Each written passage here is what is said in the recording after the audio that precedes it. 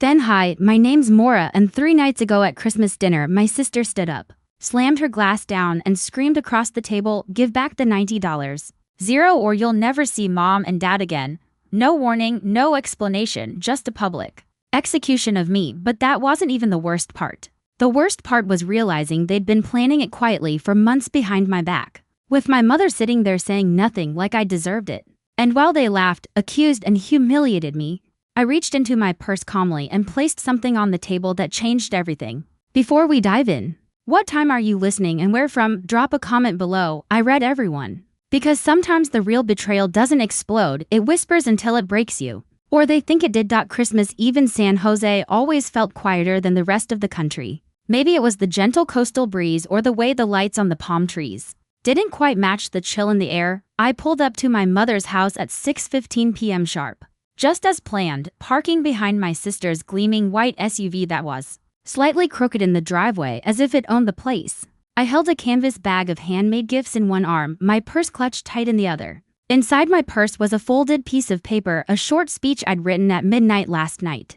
A thank you to my parents for everything they'd done over the years, a moment of gratitude, I thought, maybe even healing. The porch light flickered once as I approached the door. Mom opened it before I even knocked. "Mora," she said plainly, "no hug. Just my name clipped at the edge." I stepped inside.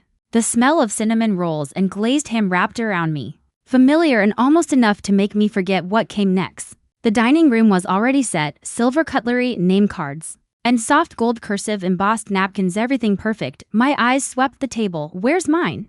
I asked softly. "Oh," Mom turned. "Astri said you liked the corner seat, you know, to be more comfortable." She gestured toward the folding chair at the end of the buffet cabinet. "No table setting, no name tag, just space." I slid the chair closer to the table gently as not to cause a scene. But Astri saw, and she made sure everyone else did too. "Oh, Mora always likes to be low-key, right, sis?" she said with a laugh that felt like a trap. People chuckled. Even Uncle Dean shook his head and smiled like it was all harmless. I forced a small laugh too, the kind that hides behind your teeth. That chair, it didn't just feel temporary, it felt conditional. Dinner unfolded with the usual chatter, wine, stories I wasn't part of, and glances that flicked past me like I was furniture. I focused on the centerpiece, a candle holder I'd given Mom years ago. She never acknowledged where it came from. She never had to. When it came time for the toasts, Dad cleared his throat and raised his glass. He gave Astri a nod, and she stood with confidence I'd never seen. Her speech was filled with FLR jokes that everyone loved. When she sat, I stood, just a few words. I began holding my glass and reaching for the microphone beside me. It didn't turn on. I tapped it, flipped the switch, nothing. Astria leaned over with exaggerated concern. "Oh no, I guess the battery's dead." "Guess it wasn't meant to be," she shrugged, all innocence. Laughter again, this time softer, more awkward. People weren't sure whether to feel sorry for me or embarrassed. On my behalf, I folded the speech, slipped it into my purse and sat down. My wine glass was now empty. Someone had taken the bottle down the other end of the table as the meal ended. It was time for gifts. Each year we did a small family exchange. I'd prepared something special, a scrapbook of Dad's last few years, the hospital visits, the letters he'd written, photos only I had. I'd stayed up 3 nights assembling it. Lorraine opened the gift with slow hands. "Oh, Astria, this is beautiful," Mom said. Her voice caught between awe and disbelief. I froze. My sister looked up, wide-eyed and smiling. "I just thought it was time we honored his memory," I said. "Right," she said, then added, "It came to me just last week." She didn't even bother to pretend she made it, she just claimed it. The scrapbook sat open in Mom's lap. She turned to the page with Dad's letter to me, the one I'd hidden under a folded flap. My handwriting was still on the corner, dated 6 months ago. No one noticed. Or if they did, no one said anything. Dad's eyes flicked toward mine, a glance, nothing more. My hands curled under the table. I tried to tell myself it didn't matter, that gifts were just symbols, that intentions were louder than applause. But it did matter, and the silence around it was screaming. That was when the fog in my memory began to lift. This had happened before, more times than I could count.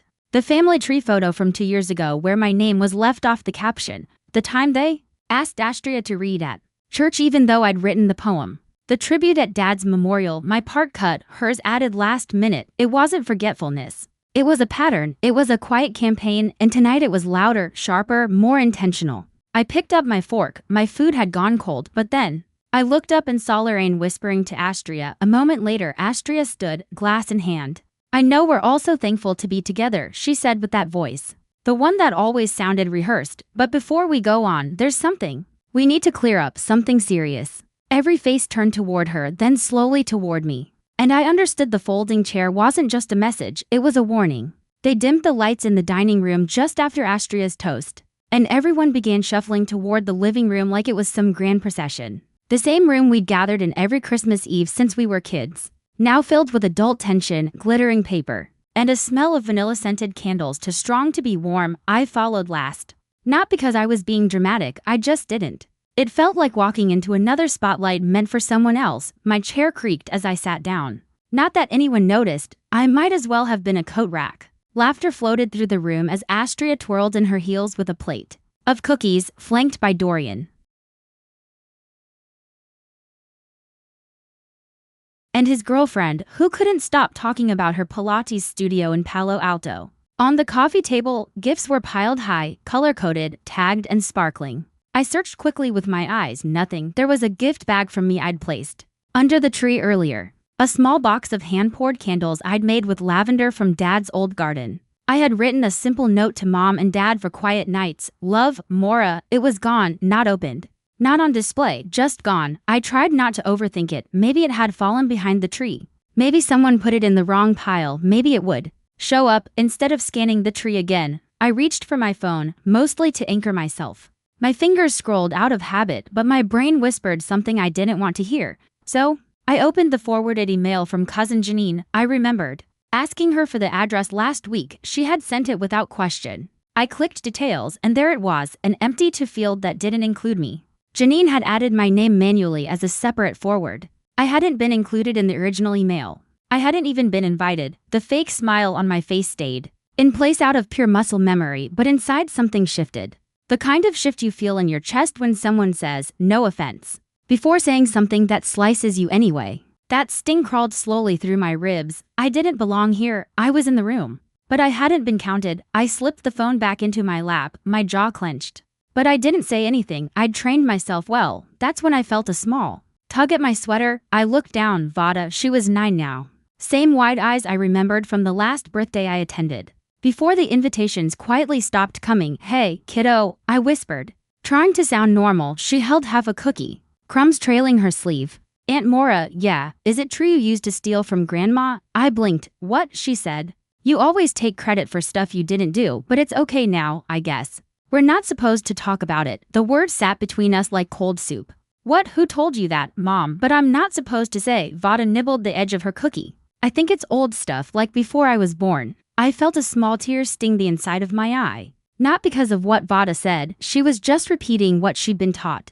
But because the damage was already done. Vada, Astria's voice called from across the room. She waltzed over with the same poise she wore when she used to lead Sunday school plays. Sweetheart, come help me pass out these. Vada scurried away. Astria's gaze lingered on me for a moment, half smile, eyes empty, and then she turned and walked off. I sat there, the blood behind my ears pounding like a warning bell. That was the moment I realized it wasn't just a pattern of oversight. It was character assassination, carefully crafted, shared in whispers, coated in just enough sugar to sound like concern. I leaned back and stared at the fireplace, silent, useless. Just like I was supposed to be. I remembered the night I'd paid Dad's rehab bill. He was too ashamed to tell anyone he'd relapsed. I'd driven down from Sacramento, signed the forms, paid from my savings, not even a thank you. He just said, don't tell your mother. This Astria posted on Facebook that night, so proud of our family coming together in hard times. She got 100 likes. I got overdraft notices. I'd let it go because family, because image.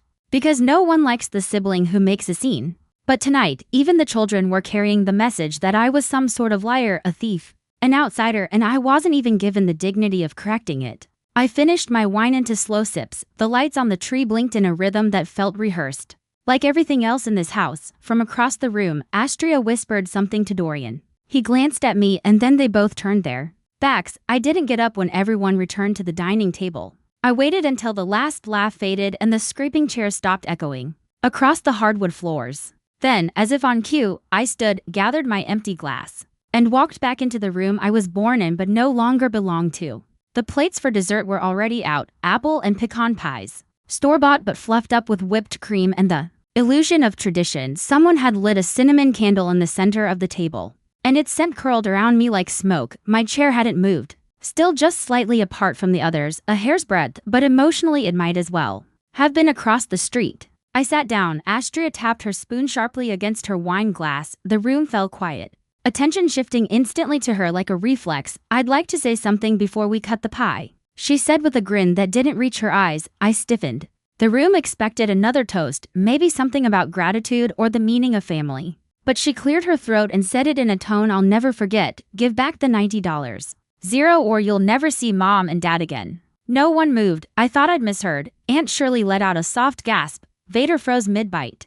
Dorian's girlfriend slowly set down her wine glass. I turned my head slowly, trying to catch a smirk on Astria's face, some sign this wasn't ill-timed. "Joke." "There wasn't one." "What did you just say?" I asked, barely above a whisper. Dorian, who'd been silent most of the evening, jumped in like a second act. "You moved money out of Mom's estate last year when you said it was to cover hospice bills." We saw the statements, every one of us. My hands tightened around the edge of the table. "You think I stole from her?" I asked, my voice cracked but calm. "No," Astria replied, leaning back casually. "We're not accusing you, we're demanding you give it back." There's a difference. The air turned dense, like a curtain had dropped between me and reality. I looked at Lorraine, my mother, but her eyes were on her lap.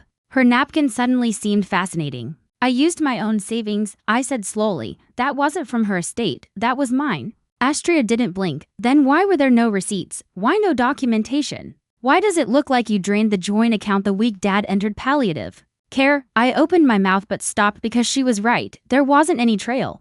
Dad had asked me to keep it quiet. "I paid up front for the experimental trial when Medicare wouldn't," he said. "Don't let your mother know, it'll stress her out more than the cancer," and so I didn't. There had been no witness, no receipt, just my word, and apparently in this room, that word was worthless. "Wow," I said softly, scanning their faces I once trusted. "You really planned this?" "We didn't plan anything," Dorian said, shaking his head. "We just wanted the truth, and we want our money back." I almost laughed. "Your money?" Vader, seated beside him, mumbled without looking up. "Told you she stole." The word sliced me open more than Astria's accusation ever could. I turned to Lorraine again, desperate, still thinking maybe, just maybe, she would look at me and say, "Stop, this isn't right." Mora would never, but she didn't. She just folded her napkin neatly and placed it beside her untouched plate. That was my answer. My mouth was dry, my heart not broken, burning. I reached into myself for a memory that felt solid. 3 years ago, when the insurance company denied the final treatment round. Dad had called me directly. "Mora," he'd said, voice thin, "I know I don't deserve it, but I think this might give me a few more months." I transferred $90. Zero from my account that night. He never made it to the trial, but the payment had been made without hesitation, without a paper trail, and now it was a noose they were pretending was a ribbon. I looked up again. Astria was smiling with her lips. Dorian was nodding like a reasonable man at a shareholder meeting. Lorraine still hadn't looked at me once. "This isn't about money," I said quietly. "This is about rewriting history again." Dorian scoffed. "Don't be dramatic." "Dramatic?" I leaned in, my voice calm. "You corner me, accuse me in front of the entire family, and tell me I won't be allowed to see Mom and Dad unless I pay you ransom. And I'm being dramatic." Astria waved a hand. "You're twisting it." "No," I said. "I'm finally untwisting it." They didn't see it, but inside, something shifted. I wasn't scared anymore. I wasn't hoping for anyone to defend me. I wasn't reaching for their version of love. I was looking at a table full of people who had rehearsed their lines, who knew when the beat would drop, who waited until dessert to take the final bite out of me. And I had finally lost the appetite to play along. I didn't cry. I didn't argue. I didn't explain. I looked at Astria dead in the eye and whispered to myself, "You're not asking for money, you're asking for silence." And I was done being quiet. The murmurs didn't stop immediately. They lingered like perfume after someone has left the room, faint but unmistakable. I sat there still. No one looked my way, not Astria, not Dorian, not even Lorraine. The pie sat untouched at the center of the table, slowly losing warmth like the room itself. I pushed my chair back gently and stood, muttering something about needing air. No one asked if I was okay, no one followed. I made my way to the kitchen, not even bothering to fake a smile this time. The clatter of forks and fake laughter from the dining room trailed me like a shadow. I couldn't shake. I leaned against the counter for a moment, hand still curled tight around my phone like a lifeline I hadn't quite cut yet. That's when I saw it, Dad's old laptop. Lorraine still used it for basic things, checking emails, watching sermon replays. Organizing Christmas cards. It was open, probably from earlier when she'd been printing place cards. Minus mine. I sat down less because I wanted to snoop and more because my legs just didn't want to hold me anymore. The desktop was still open. No password. I clicked the email icon out of habit more than intent, not expecting to find anything. Just looking for something to focus on that wasn't my own breath coming too fast, too loud. Her inbox was cluttered, promotions, unread church newsletters. A half-drafted reply to Aunt Shirley and then drafts. I clicked there were dozens. Most were empty or titled with placeholders. But one stood out, subject line tomorrow I wish you knew. Dated 6 months ago. I stared at it, my hand hovered over the trackpad for a second longer. As if opening it would confirm something I didn't yet want confirmed. And then I clicked. It opened with no password. Her words filled the screen in that flat black font she always used, Times New Roman. Always 12 point. You paid for everything, I know that. I'm not blind, I just didn't know how to tell Astria. She's not the golden one. You do things with your whole heart. That terrifies me. There was more. But I didn't need to read further. I read it twice anyway, maybe 3 times, each time a different sentence hit harder. The words weren't cruel, they weren't kind either, they were honest, and that was the worst part. She knew, she had known all this time, she saw what I did, what I gave, what I carried. And she still chose to sit in silence while her other children tore me apart. She had her chance tonight, she could have stood up, but she stayed quiet. Not because she didn't believe me, but because she did. She didn't protect me because she didn't want to upset Astria. She didn't want to shift the family's mythos, its neatly packaged illusion where Astria was the golden girl and I was the bitter spare. I shut the laptop slowly. Outside, someone was laughing again. Dessert had resumed. I could hear forks tapping plates and someone singing a line from a Mariah Carey song slightly off-key. In that moment, I wasn't just excluded, I was sacrificed. I caught my reflection in the microwave door across from the sink. My lipstick had faded. My eyes looked tired in a way concealer couldn't fix. For a second, I didn't recognize myself, not because I'd changed, but because I finally saw what they saw when they looked at me, an easy scapegoat. A placeholder daughter, a woman they only remembered existed when they needed a check, a ride, a favor, and they remembered quickly. I stood there, letting the weight of Lorraine's unsent message settle over me. Years ago, after I paid off the last of the mortgage on this very house, Lorraine left me a voicemail. It was short, mumbled. Clearly uncomfortable. We're grateful. I mean, I know you don't like praise, but thank you. I deleted it back then. I told myself actions mattered more than words, that love didn't need to be performed to be real. But now, I wish I'd kept that voicemail. At least it had been something, not a draft, not a ghost. I closed my eyes and took one last breath in that kitchen. Then I walked back into the dining room. They were halfway through pie. No one looked up, not even Bad. I grabbed my coat from the back of the chair. Astri raised an eyebrow without pausing her bite. Leaving already? I didn't reply right away. I pulled my scarf from the hook by the door, wrapped it around my neck slowly, purposefully. Then I turned to her and said, "Tell Mom I found her draft," and then I walked out. Coat half buttoned, dignity intact. The next morning, I found myself sitting at a corner table in a nearly empty cafe 2 blocks from my apartment. The coffee had gone cold in front of me, untouched. I wasn't reading, I wasn't scrolling. I was just holding space. My mind played that draft email over and over like a broken loop. Lorraine's voice, even through typed words, kept echoing inside me. You do things with your whole heart.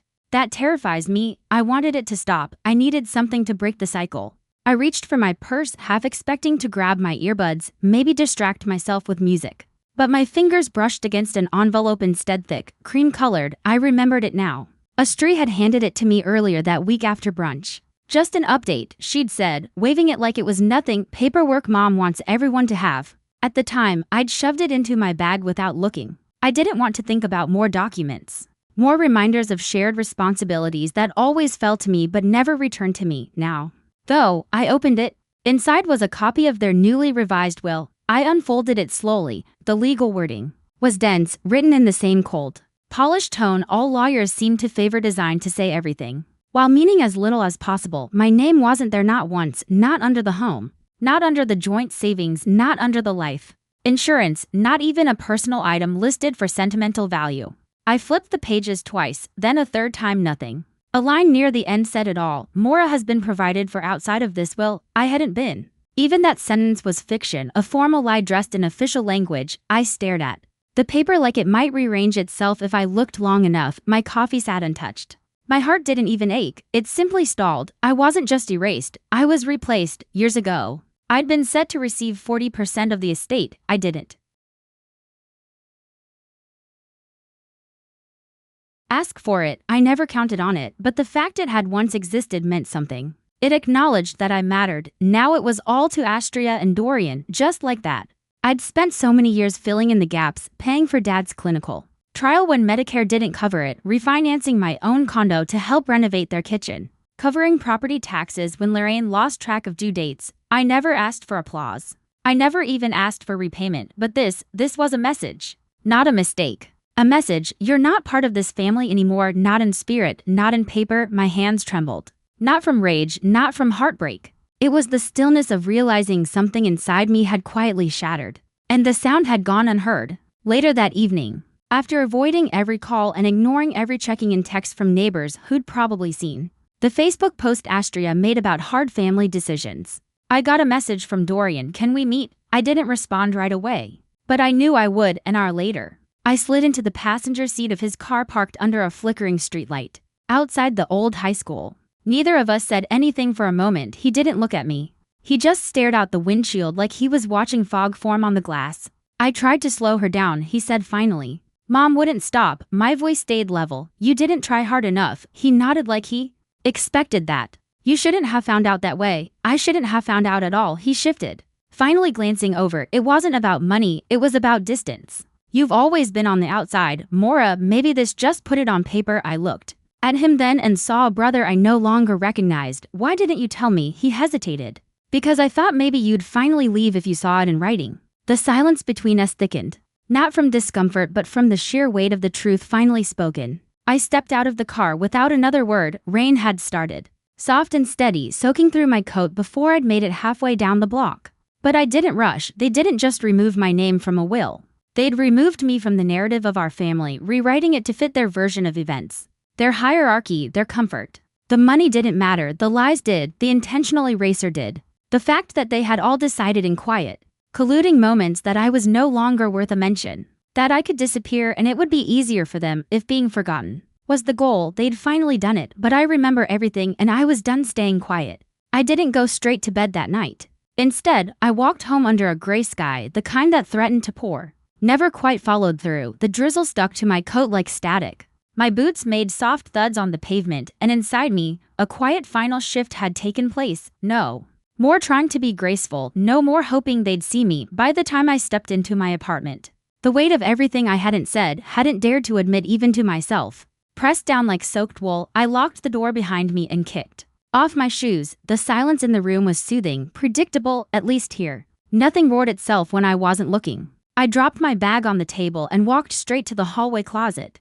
Not because I needed anything, but because suddenly I needed to do something. I started cleaning, pulling open drawers, tossing out receipts I didn't need, boxing up winter scarves I hadn't worn in years. Each motion steadied me, like I was digging through the past to find something buried. And then I did. At the bottom of an old wooden tray I kept for extra cords and office supplies, a small silver thumb drive caught my eye.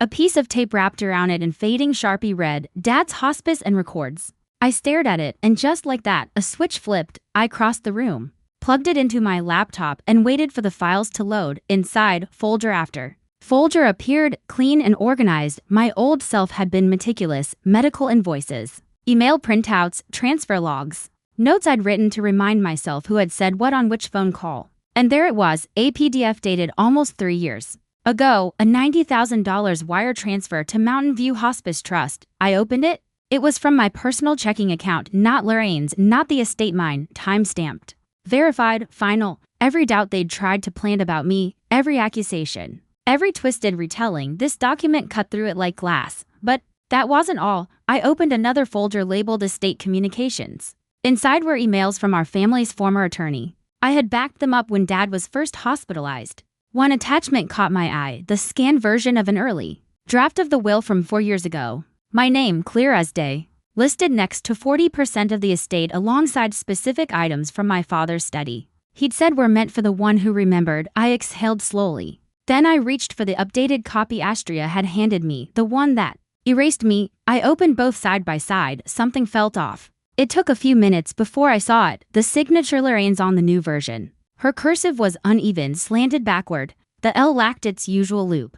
I opened the old birthday card she'd written me in October, still on my fridge. Compared the two not even close, I zoomed in on both screens. The signature on the will wasn't just odd, it wasn't hers. My pulse steadied, for the first time in weeks. I didn't feel powerless, I felt precise. I'd spent the better part of 2 decades quietly untangling financial knots for other people. Reviewing trust documents, identifying forgery, building airtight audit trails. They forgot who they were dealing with. I whispered out loud as if testing the words for weight. You want to come for me with legal documents? I smiled just slightly. You chose the wrong sister. I began dragging files into a new folder, rebuilding timelines, labeling evidence. Then I pulled out my phone and texted someone I hadn't spoken to in over a year. Me, hey, I might have something for you. Just hypothetically. She was a compliance attorney at the district attorney's office. She'd seen me hold my own in federal audits. We weren't friends, but we had mutual respect. Her reply came in under a minute.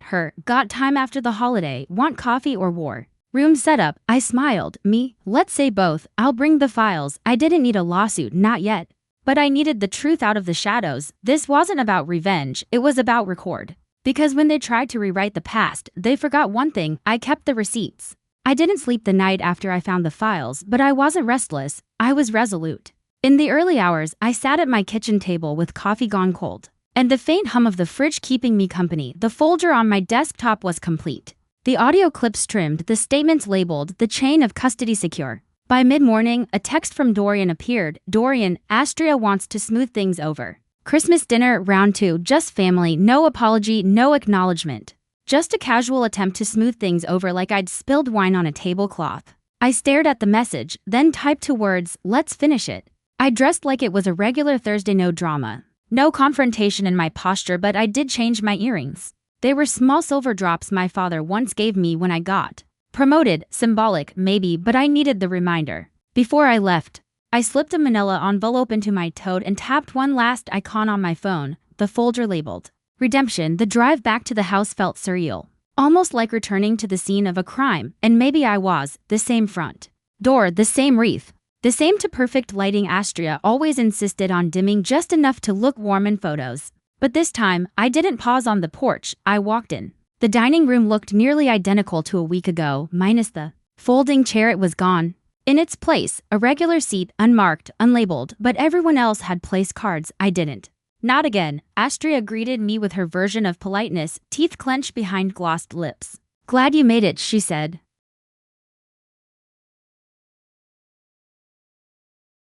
We just want peace, you know. I nodded once. I brought something just in case the truth wanted to join us this time. Dorian shifted in the corner. Lorraine fussed with a candle that didn't need fixing. I laid my phone gently on the center of the table, face down, no words, let them squirm a little. First dinner began like a bad script, casual banter, half-hearted questions about work and the weather, but no one looked at me for long. Even Vader, once so curious, kept her eyes on her plate. I waited until coffee was poured, then the room froze at the sound of Maribel's voice. Our family made recordings for over a decade. The recording was clear. She told me not to dust the side drawer. That's where she kept the backup will. She said she'd clean it up before anyone noticed. I didn't want trouble. Lorraine's spoon clattered into her cup. Astria's smile vanished like fog in sunlight. Dorian pressed his lips together, his gaze fixed on the tablecloth, but I wasn't done. Clip 2, Astria's laugh filled the room. A recording taken during one of her wine-fueled backyard parties. A clip I hadn't meant to capture, but the truth has a funny way of saving itself. Mora's too quiet to fight back. She'll probably cry and disappear. That's her thing. Besides, once it's in writing, it's real. No one checks signatures, they just sign where I say. I didn't look around immediately. I let them feel it. When I finally raised my eyes, Lorraine was pale. Dorian stared out the window. Astri. Didn't blink. I took a sip of my water, then placed a sealed envelope beside my phone and slid it toward the center. This, I said calmly, is a formal report prepared for the district attorney's office. It includes financial records, forgery, assessments, and witness statements. You have until New Year's. No one spoke. I stood up, pulled my chair in gently, and adjusted the strap of my bag. Don't worry, I added, glancing at Lorraine. I won't make a scene. Lorraine's eyes welled, but she didn't say a word. Astri opened her mouth, but no sound came. For once, I walked out. 3 days passed. I didn't hear from Astri, Lorraine, or Dorian, but I didn't expect to. The fallout from Christmas round 2 was still floating in the air like ash after a fire. Then, at 6:11 a.m., I got the voicemail. It was from Human Resources at my firm. Hi Maura. Sorry to bother you this early. There's something we need to discuss immediately. A recording surfaced overnight. It's sensitive. Someone claims it's you in the clip, saying you've manipulated estate records and forged documents. Legal's reviewing it. We need to meet today. I didn't even finish my coffee. My thumb shook as I tapped the screen and opened the link they'd sent. There I was. My voice anyway, spliced together to say words I'd never strung in that order. Covering trails, forging language, doesn't matter. They'll believe me anyway, fake but precise, deliberate. I paused, took a breath, and played it again. It was my voice, my tone, my pauses, and yet I'd never said that, not in that order, not like that. I knew immediately, Astria, she'd hit back. For a moment, I sat frozen in my car outside the office, gripping the steering wheel so hard my knuckles widened. What if they believe her? I whispered to no one. That old fear crept in of being the one who overreacts, who sees ghosts, who pushes too hard and ends up looking unstable. I thought of all the times I kept my mouth shut to keep peace, to be the bigger person, and now my silence was being weaponized. But I didn't walk into that office shaking. I walked in with my head held high. I didn't say, what's in that tape, and I can prove it. They listened. Legally pulled in the compliance team, and forensics took over. I left them with everything they needed, and then I went home that night. Just as I finished organizing more files for the DA, a knock came at my door. It was Dorian. He looked like he hadn't slept in 2 days. No coat, just a hoodie and jeans soaked at the sleeves. I can't do this anymore, he said. I didn't invite him in, he didn't ask. He pulled a thumb drive from his pocket and handed it to me. She used editing software. I found the project file on her desktop. It had the raw audio from last year's stuff you recorded at Dad's bedside. She cut and spliced it. He took a shaky breath. I didn't help her, but I didn't stop her either. I thought she'd just rant and move on. I stared at him. My hand stayed still. My voice didn't rise. You thought wrong. He looked at the floor. Is it too late to fix it? No, I said. But you won't be the one to fix it. I closed the door. Without saying goodbye that night, I sent everything, his drive, my files, every email chain and invoice copy, to my firm's legal team. The verification came quickly. Audio tampering, document falsification, and clear digital breadcrumbs leading back to Astria's user ID. The firm cleared me. No suspension, no reprimand, just quiet vindication. Then I gave the same package, neatly bound, to a lawyer who owed me a favor from 5 years back, one who worked across the street from Astria's PR agency. Just for good measure, the DAS office received a copy, sealed, logged with the dates and metadata already certified. I didn't need a headline. I just needed it on record. The next evening, I got in my car again, but not to fight or finish. I drove to my parents' house for the last time. The porch light was on. The living room glowed amber through the blinds. I could see Lorraine in the kitchen alone, washing something small and delicate. She opened the door after 2 knocks. We didn't say anything. I stepped in just far enough to reach the console table by the stairs. I pulled the small handkerchief from my coat pocket, olive green, embroidered with a single M, the one she always tucked into her Bible, the one I saw in her purse that night even after saying she didn't keep old things. I laid it down on the table, right on top of the photo frame with our childhood picture. You kept this, I said. I saw it. She didn't deny it. You don't have to say anything, I continued. You already did. Then I turned and walked out. The next morning, news broke quietly. An internal memo circulated at Astria's firm. She was suspended pending investigation into digital fraud. By noon, the memo leaked. By nightfall, she was gone. No press conference, no grand statement. Just silence, and I didn't have to raise my voice once. It had been a month since everything cracked wide open that night, when the voice that had tried to erase me finally went quiet. It didn't bring fireworks or applause, just stillness, and in that stillness, something inside me finally settled. Now, on a quiet Sunday evening, I sat on the porch with Vader. She was curled up beside me on the swing, sketching something on the back of an old grocery list. Her feet didn't quite reach the floor, and the porch creaked under our quiet weight. The sky was soft, a stretch of lavender and apricot, like the world was trying to apologize without saying it out loud. Vader's backpack leaned against the side of the bench. She'd been living with me part-time now, a result of Lorraine stepping back from everything and everyone. Astria's legal team was still scrambling to contain the fallout. Dorian had relocated to Oregon, sending one guarded text before disappearing from the family thread altogether. But I didn't think about them often anymore, not in the same way. I was learning how to make space for the people who stayed. Vader broke the silence without looking up from her sketch pad. Why don't we go over there anymore? I didn't answer right away. The question wasn't sharp. Just honest, soft and curious, the way children ask questions adults have long buried because, I said gently, some places stop being home even if your name's still on the mailbox. She nodded slowly, then scribbled another line on her paper. I like it better here anyway. That made me smile, not the kind of smile you wear for others, but the kind that seeps out from your ribs when something old starts healing. I reached over and smoothed her hair behind her ear. I like it better here too. After she went to bed, I stood in the doorway of her room for a while, just watching her breathe, arms flung out over the covers like she trusted the world not to pull them away. Then I went to my own room and pulled out a box I hadn't opened in years. It had moved with me across 5 addresses and 3 promotions. I'd almost thrown it out once. Twice, inside, among a few old letters and faded photographs, was the olive green handkerchief, folded, still clean, still soft. I laid it across my nightstand, not out of sentiment but as a reminder underneath it. I slipped a note I had written on the back of a payroll envelope, just one sentence. Home is not a place. It's who still waits for you, and sometimes that means you. The next morning, my firm sent an announcement. I'd been promoted. I would now oversee a new program. One I helped pitch but never thought I'd lead, a financial empowerment initiative focused on women who've been quietly stripped of their inheritance, their legal standing, or their dignity inside families that used love as leverage. It wasn't just numbers, it was personal. Each Class 1 lead began with the same question: what's the first thing someone took from you without asking?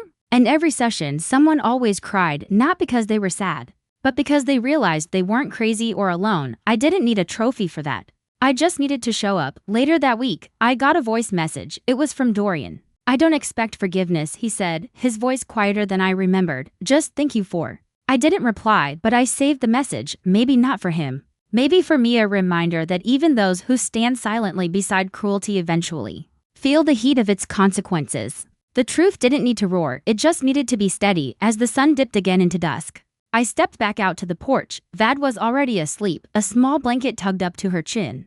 The air was crisp, and the silence didn't feel empty anymore. I'd stopped waiting for someone to come back and make it all right. The apology never came. Neither did the handwritten letter. The will wasn't rewritten. There was no redemption arc, no reunion hug, but in all that absence, I found something else, a deeper kind of peace, the kind that doesn't need permission. The kind that teaches you not everything broken needs to be rebuilt. Some things are meant to be left behind, so you can walk forward lighter, because sometimes the only family that matters is the one who never asked you to disappear in the first